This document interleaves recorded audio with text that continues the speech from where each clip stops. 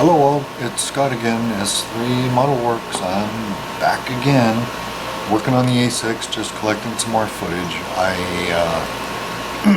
had a slight error in judgment and got ahead of myself. I glued one side of the cockpit in and then figured out I wanted to try and add some transparent colors in the inside the cockpit on the dash detail, so I'm going to try and do that for us tonight. Doing some erranding today, and I swung by our local hobby town, USA, which is one of my part-time jobs. It's actually the funnest and most enjoyable job I've had in quite a while, because my boss is a generous, genuine, and very helpful man who's been in the hobby business about 28 years here in the Vegas Valley, and a few up in the Alaska and the Yukon territory before that. But anyway, I was talking to Chuck and some of my other work compadres who have been back at work the last couple of weeks. After the C-19 outbreak, Chuck did not have the availability to bring all of his part-timers back as part-time help, and he also announced that after 28 years he and his wife are deciding to fold up shop, which is going to happen here probably in the next 6 weeks or so. I think they were shooting for August 1st, which is a real shame, because that hobby town, other than a few part-time train shops that are open and some there's one other RC shop that is in town here, and they do mostly drone and aircraft type stuff. Chuck was pretty much the last remaining shop for any ground-based, mostly electric RC type pursuits. Did a little bit of gasser stuff as well, but he is the last full-service, full-spectrum hobby shop in the Vegas Valley. And that's sad, because you know what? We have the IPMS Nationals coming to Vegas, hopefully, in 2021. And to not even have a hobby shop in the city is not a great attractor. Oh, look at that. Flows right in there. You know, it may not be perfect, and it may not be an exact iteration of an A-6A cockpit, but it ain't bad. I didn't do a super job. You know, like I said, I'm probably going to seal this thing up, so a lot of this probably won't even be seen. Okie doke, I'm back again, working with a little bit of the smoke, highly thinned right now. That's what you're seeing on that little dot right there. So same thing, and I'm going to try and put it on this screen right here without going outside my lines. So excuse me if I get off camera a little bit. It's hard to do upside down, and I hope I'm not getting in the way here, but I am going to have to work on this one sideways as well.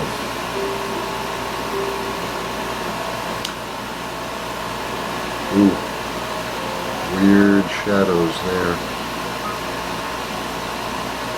Okay, this one's gonna go on more like a glaze, because I think I got it a little too thin, but it's already drying quick, so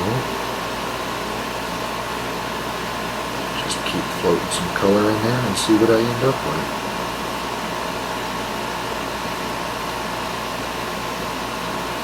Looks like it's going to do okay, but what I don't want to do is over flood it, so let me wrap up my thinner here before I spill it. 1, 2, 3, 4, 5, 6, 7, and there's going to be at least a couple that I probably won't be able to reach under there, and I'm not sure if I want to try and reach in that far with the brush. I'll see if maybe I can fake one of them. Oh, well, that faked kind of nice. me switch sides and see if I can fake the other.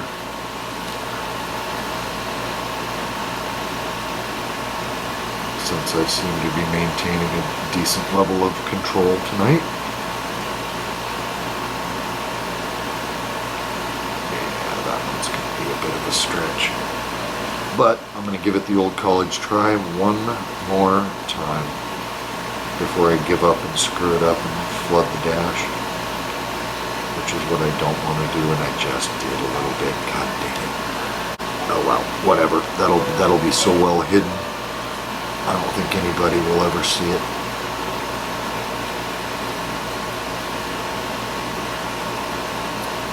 There's 4, there's 5, there's 6, there's 7.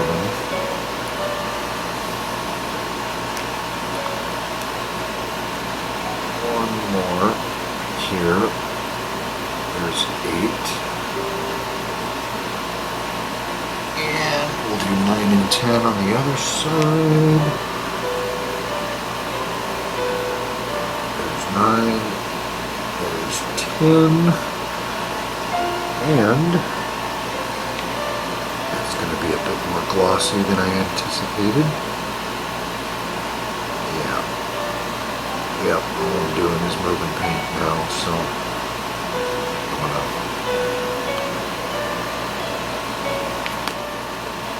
to see if I can flood it one more time and then leave it alone.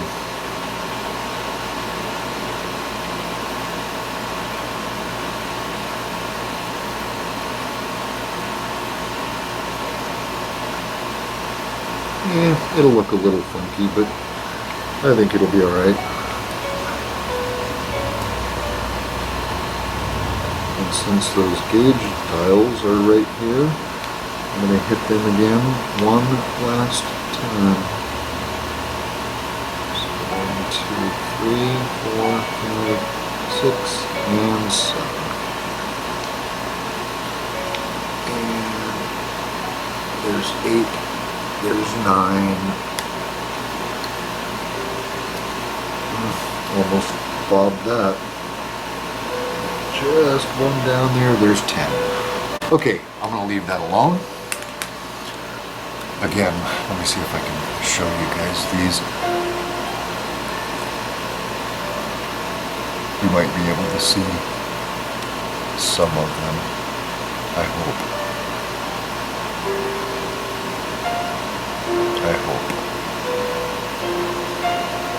Alright, so anyway, that's going to complete the cockpit. Hey guys, I'm back.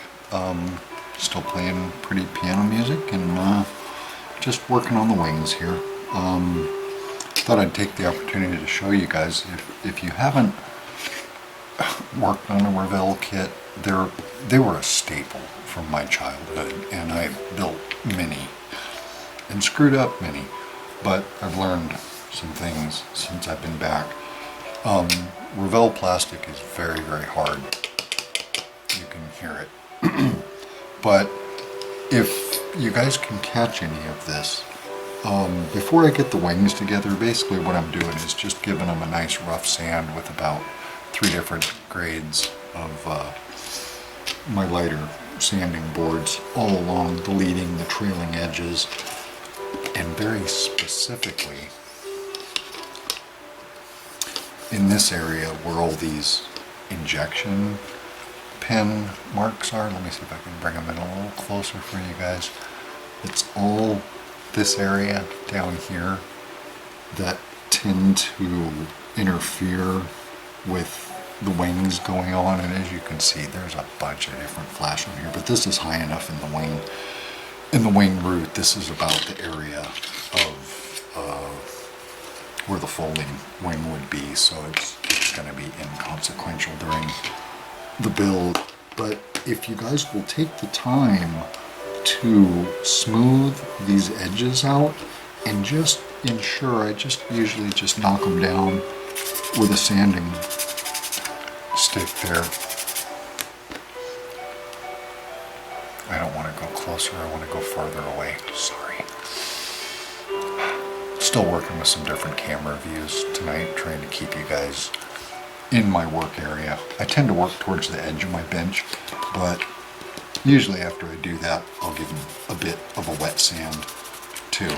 And I was working on this particular little pickup area down here, which I believe is one of the airspeed indicators or velocity, forward velocity channels that's built into the right wing root. So I just wanted to take the time to clean that up and make it nice and smooth, because it's a pretty predominantly visible portion of where the wing root meets the fuselage of the body. But I usually just take the time and give it a good wet sand and make sure that I have a nice smooth mating surface. Okay, I'm back again. As soon as I slide away for a second here. I love this song, Time to Say Goodbye. Always reminds me of the movie Step Brothers. It's the one Will Ferrell and John C. Reilly do at their Catalina Island helicopter fest, the drum solo with Will Ferrell singing this. It's a wonderful memory. Will Ferrell's not my favorite actor, but John C. Reilly is certainly one of them. And this song always just makes me smile. So, of course, this is not the rendition from the movie, but perhaps another time on S3 Model Works. So anyway, I'm going to use a couple of different glues on here. I'm out of Tamiya Extra Thin. I have the quick set, but the quick set just sets too quick for what I'm doing right here. So since I'm going to clamp these, I'll be using a little bit of, I got Mr. Cement Deluxe, which is a little stickier, and Mr. Cement Limonene, which is a less toxic hazard, which means it just smells like citrus. But anyway, let me get my glasses on and I'll make a final assessment on whether or not I'm good to go. And of course I'm not, because I forgot that section again. I see what the problem is now. It's that little booger.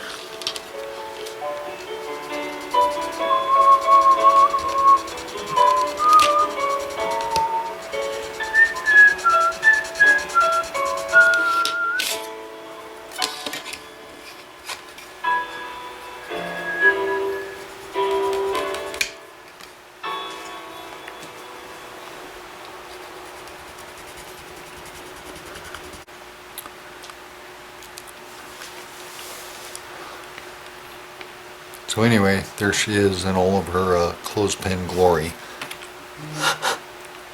and tape. So, and yes, just so you guys can see for yourself, just as a follow-up note here, 70 grams of weight. So I'll, as the build presses on, I may find an excuse to fill up that front section of the main fuel pod, and or I might even add a little bit of extra to the nose just for giggles. Hey guys, it's Scott. I'm back. I'm just still kind of noodling a little bit, but excuse me, so sorry. I did finish masking the main canopy, and that's just an idea of what the big gloopy latex looks like after it's all done. So we'll see how it looks when I get primer and paint on it. The front glass came out a little better than I expected. The weird shadows that I was seeing, they're pretty much exactly that. I fitted it on the bird again, and I think it'll look okay behind the cockpit, so I'll probably end up leaving that. Okie doke all. It's Scott. I'm back. Took a little break. Just wanted to get a little snack and keep my energy up while I work. So let me show you guys what I did with the glass. Anyway, hopefully you can catch a little bit closer view. So the white-backed refueling probe light, the white anti-collision light, left and right and green nav lights, and then on the sight glass, I'm going to bring this in as far as I dare, and hopefully manipulate it in a portion of the screen where maybe you guys can catch a little bit of that blue tint that I did with the periscopes, just to sort of give that very thin sight glass piece the illusion of being 3D. And I also did it over here on this round piece, and you can see I still have to clean up once I get it out of the tweezers, but I'll clean up the flat areas. I was really just going for the edge right here on this round piece, which is actually going to be the front nose gear landing light. So hopefully you can pick those up a little bit. And then I'm not completely enamored with my result on the front glass. It looks a little strange on camera, and I think part of that's a shadow, but honestly it looks like I ended up with a little bit of ridge line, and I'm not sure if that's a result of the poor quality of the glass, my application, or my change in atmospheric conditions. However, I'm going to give you a little sneak peek of what it actually looks like on the bird, and you'll get an idea. It's a neat technique.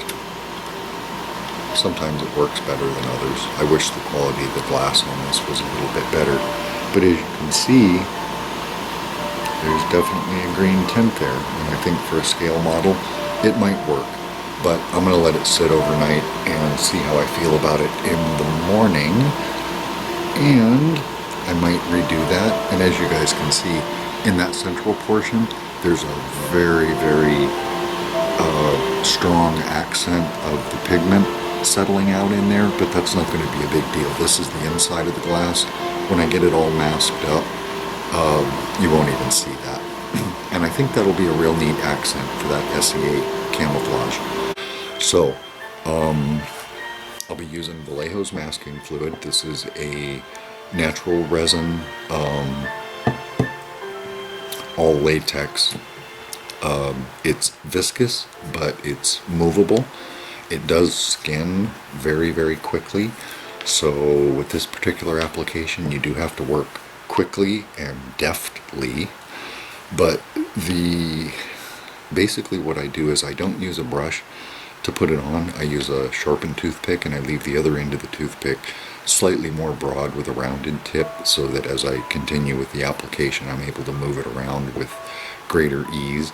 But the real trick to this is working quickly, deftly, and with the sharp tip. The other tip on this, as far as what I've found, is don't use a brush, just a toothpick is fine. And the reason behind that is the brush just gums it up, and the trick to a clean application, because it does skin so quickly, working in small patches and keeping the end of this toothpick as absolutely clean as you can. The definition lines between what's going to be the canopy frame and the actual plexiglass on here are very, very shallow. But the beauty of this stuff is that even if I over mask, I'm gonna, if anything, I'm gonna come up short on a couple of these corners, because even if I get a little bit of overspray on that, I'll be working with acrylics most likely. So it'll clean up real nice with a toothpick. I can just scrape it as straight as I want it. And this is just an alternative to using either manufactured masks or making your own. I was just going to do it on this build. I don't think I've ever demoed it or showed it before. So I'm going to attempt to do it tonight. So if I get quiet, enjoy the music because it does take some concentration to do. And let me get my headlight on. Hopefully you guys can see what I'm doing, and actually I think I may do this just on the terracotta so you guys will get a better view of what I'm doing. And I can tell you right now I'm going to start with another toothpick because I shattered the end of that one, and I'm afraid if I put any real pressure on it, it's going to fail on me in the middle of my application, and that's just going to result in me cursing and having to refilm this portion of it. So I do put a pretty sharp bevel on here, and like I said, I keep the other end round just so I can move it around. So here we go. And the easiest way that I've found to work with this stuff, start with an established corner, put a single drop as close to the edge of the canopy masking as you dare, depending on your skill and steady level there tonight.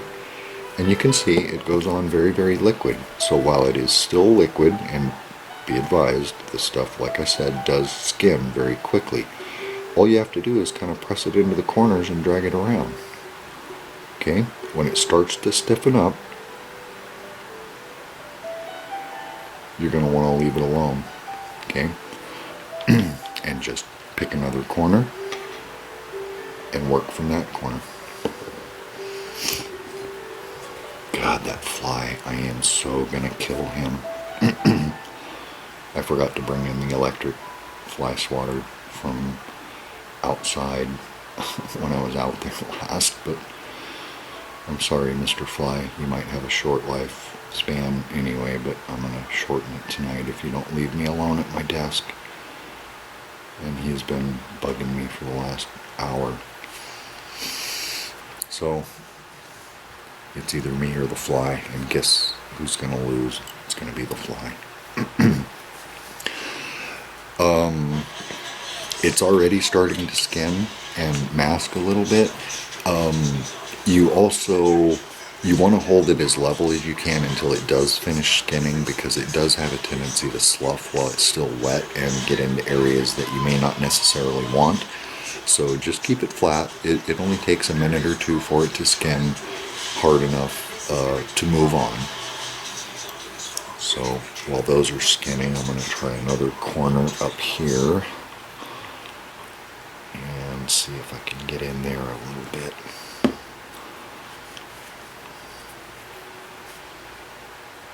You guys may not be able to see what I'm doing on this terracotta tile, but it makes a pretty good background for me to see. And even though I like to share my work with you guys, tonight is delicate work, so it's all about me and not you guys.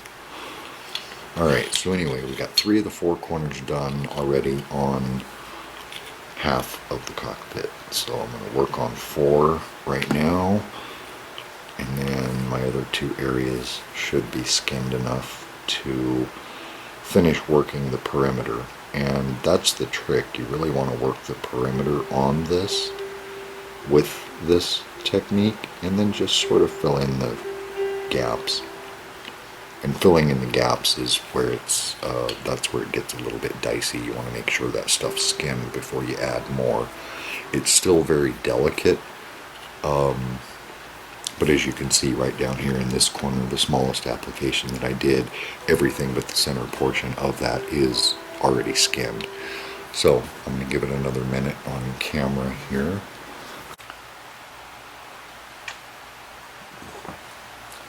Hi everybody, I hit record a little too early. It's Scott again. I'm back, S3 Model Works. It's early morning again. I have not been sleeping well. Just weird, you know, with no job commitments and anything else. My time's just my own. But anyway, I was tired from the last couple of nights from staying up till early morning hours, and was pondering my EA-6 build and my tail sitter issue, so I couldn't quite sleep yet. So I figured I'd come down here and play a little bit. So let me bring you guys down to desk level and I'll bring you up to speed on what I hope I accomplished. I haven't begun assembling yet. I'm still sort of in the pre-planning stages, but I think I came up with a pretty good option for making this thing a standalone, not tail setter. So anyway, here comes the desk. All right. So here's a peek at what I got going on. And it's basically just all taped up. Not a big deal. I left the bottom open. Sorry, let me flip my little table around so I can show you guys. As you can see, I've got limited space to get in here. Now, the wings are on and everything just because I was taking some weights tonight. So, the model as it sits right now with the gear on it, the peripherals, the nacelles, the intakes, the back canopy half, the front cowl piece, you know, I'm sitting at about 150, 151 grams just in plastic, except for things like the antennas and the landing gear struts and the actual wheels. So that's all parts included. So I figured out at a bare minimum I'm going to need at least 200 grams, probably preferably 205 or maybe even a little bit more to not make it a tail. Hello all, good evening again. Now I shot some footage last night trying to explain to you guys how I was going to put this thing together and not make it a tail sitter. I did have some success, so I'm reshooting the footage of an assembly process and I'm going to show it to you guys in reverse. So right now, as you can see, I have every piece on the bird that's going to be on the bird that's going to alter the weight any kind of significantly. The only thing I'm missing is the cockpit glass, the very small antennas, the 6 weapon pylons, the loadout, whatever I choose, and the underbelly central fuel tank that sits under the bottom. So as you can see, now it's tail sitting. Now it's not, and you heard the clunk. So we'll take a little closer look, and I figured I'd do it in reverse tonight, just so instead of trying to explain to you guys the complex processes I went to not make it a tail sitter. Yay, I'm so happy with that clunk, that I'll show it to you as I break it down, and I'll show you how we ended up. So I just have a bunch of pieces basically just sort of sitting on here and in place, so I'm just going to peel it apart a bit like an onion. And we'll just take it a step at a time, and you guys will very soon see how I managed to accomplish it. So there's the engine nacelles coming off.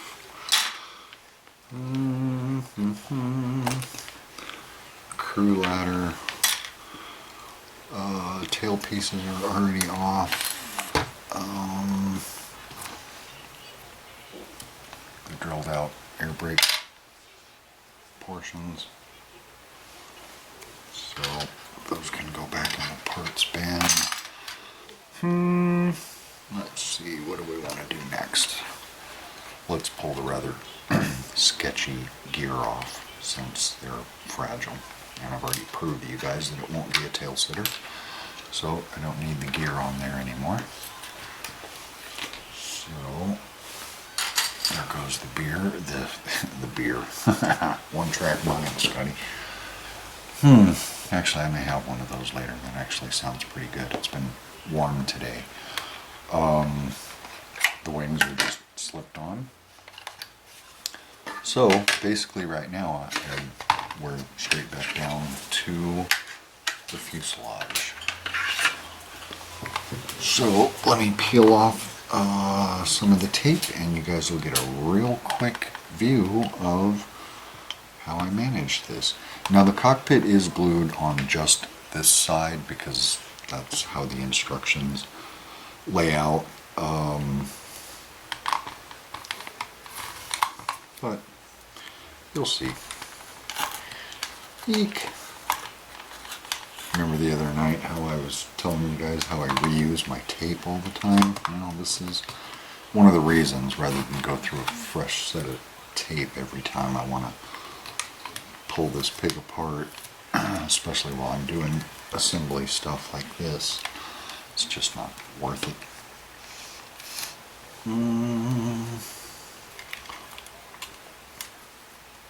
Not to me, not when you're using more expensive 3N painter's tape. So the tail hook piece can come out. The center portion of the belly pan. Tail and the final nose piece will come off here, and it's going to start coming apart real quick as we do this. So I'm going to lay it down on its starboard side here. Now you guys are going to get a pretty good idea pretty quick of what I did. So the central belly piece, and this is going to come out of here a little bit rough. It's going to take some finagling where I think I'm going to have to glue the nose together and then set the front wheel bay and then mate everything else up when I do in there. But here was my ingenious little plan with my lead tire weights. And we'll look at that a little closer in just a minute here. So, looks still pretty devoid and empty in there. You guys may catch a little glimpse of some weight that I've stuffed up in here, and it's just white tacked to the interior of the fuselage. So we'll finish peeling it apart like an onion here, and if you guys can see these two black portions, let me see if I can zoom in now and show you guys a little bit better of what we got going on. So there's the cockpit glued on the starboard side. These are my blue tacked pieces in here, and I may or may not include my other footage in here, so let me explain to you exactly what these are. And actually I'm going to pull them out of the port side just for a slightly better look. These probably look familiar to you. They are basically, now I had 14 split shot pieces, yeah, from an old tackle box laying around, and that's exactly what these are. I did 2 columns of 3 each and 2 columns of 4 each, so there's 7 weights on each side, and roughly they weigh about 19 between each barrel, a 4 and a 3. Each of these weighs about 19 grams, so that's where we're at with the whole 19-gram thing. Give you guys a little better look at those.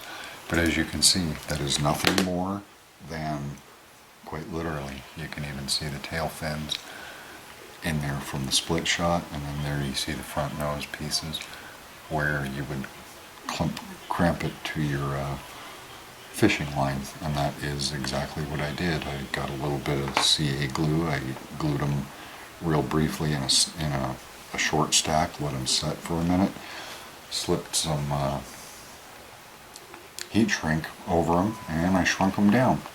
So those are eventually going to glue just like you saw them placed in here before. One on each side of the nose. So that's where I ended up with that. Cool. I was all right with that. I kind of liked that little gig and the way that worked out. I think that was a pretty decent option for doing that. So the other half of the fuselage really doesn't make any difference, but I will leave it out here just briefly so I can show you guys how it goes together. So let me see if I can bring you in on this piece. Now this is the underside belly pan, and ooh, my glue is still a little bit sticky there.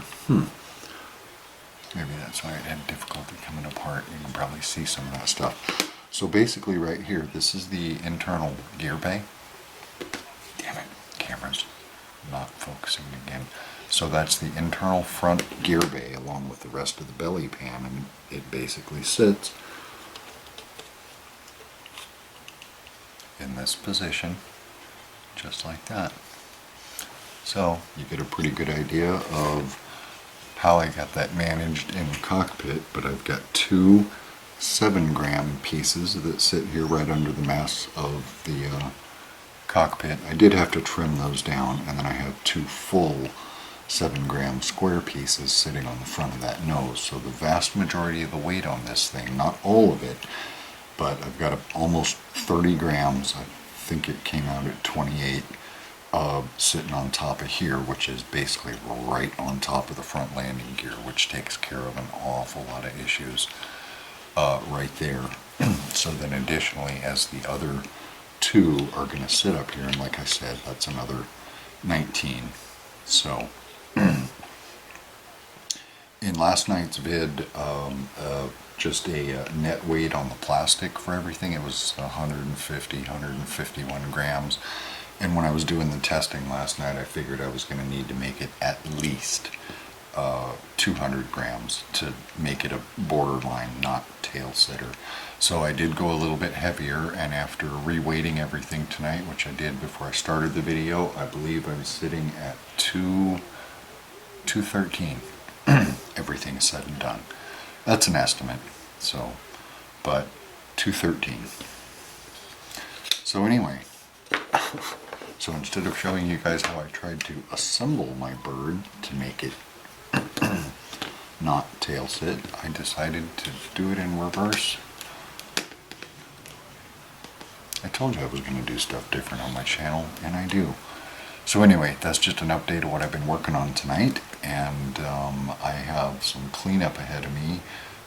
When I get to a point where I can start gluing things together again and get some other things set, I'll come back and I'll video some more. But this is Scott, S3 Model Works, carrying on with the Wild Weasel Revell Level 2 kit in 48 scale EA-6A Intruder.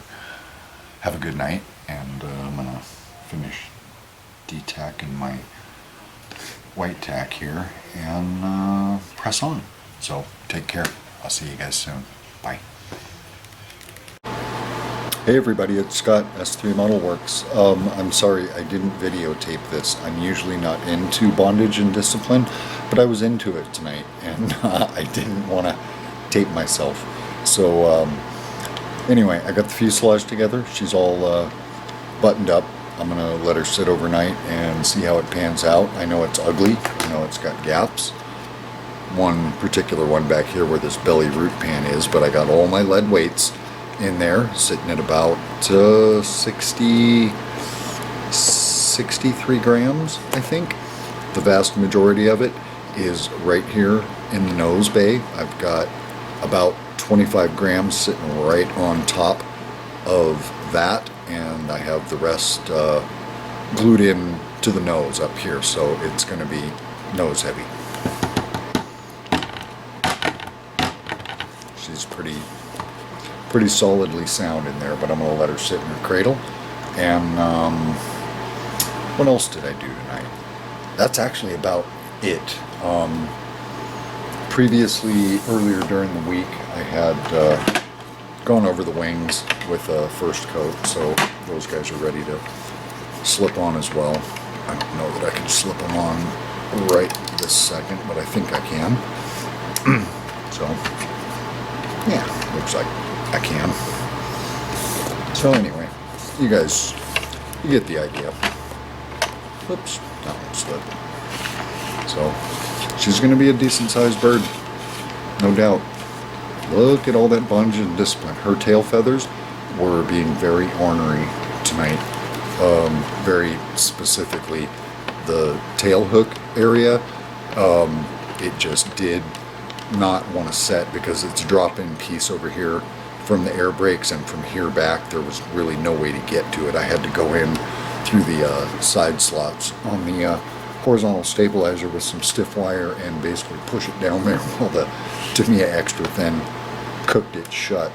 And I hope I did an okay job, but that's all the extra binding that's going on back there. And I'm not sure if you guys can see it or not, but these nacelles, I know the rubber bands are in the way right now. The fit's actually a little bit better than that, but there's going to be gappage there, probably in the landing gear bays, and maybe up front a little bit. But when I did the initial fit, it wasn't bad. So anyway, I think over the last week, I've finally captured enough footage to put together at least part one of my extremely comical but fun Wild Weasel build, the EA-6A Revell kit, level 2, 148 scale. And just to give you guys a peek, the cockpit I did fairly well get complete, I think. And I'm not sure if you guys can see. I think I filmed some of this where I was looking at the, I was trying to get some footage of the CRTs and the screens that I did in there. Let me see if I can get it a little closer. I'm not sure that I can actually even show you guys from this angle. The camera's just not right.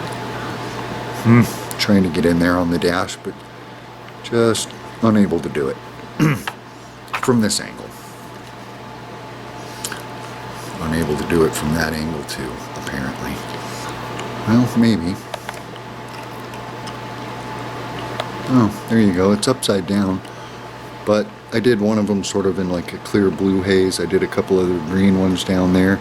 The one in the Bombardier Navigator seat, that's orange down on the bottom, and then a couple of green ones in there. But anyway, that's where I'm at on tonight's Wawa build. Wawa.